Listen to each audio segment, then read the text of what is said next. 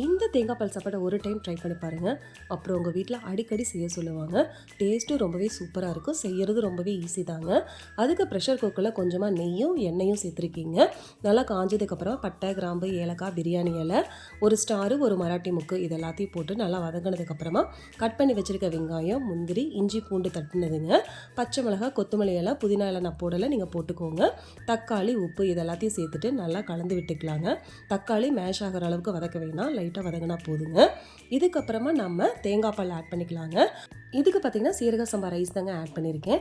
1 cup சீரக சம்பா ரைஸுக்கு பார்த்திங்கன்னா 1.25 டம்ளர் தேங்காய் பாலுங்க, 1 டம்ளர் நல்லா திக்கான தேங்காய் பால், 3/4 டம்ளர் பார்த்திங்கன்னா செகண்ட் டைம் எடுத்த லைட்டான தேங்காய் பாலுங்க.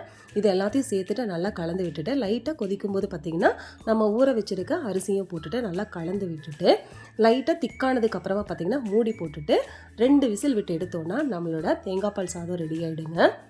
ரைஸ் பார்த்திங்கன்னா அரை மணி நேரம் நீங்கள் வாஷ் பண்ணிவிட்டு ஊற வச்சாவே போதுங்க. நல்லா சாஃப்டாக மெதுன்னு வந்துடும். நல்லா காரசாரமான சிக்கன் ஃப்ரை இந்த மாதிரி ஏதாவது ஒன்றோட இந்த லைட்டான சாப்பாடை வச்சு சாப்பிடும்போது ரொம்பவே சூப்பராக இருக்குங்க. கண்டிப்பாக எல்லோரும் ட்ரை பண்ணி பாருங்கள். தேங்க்யூ.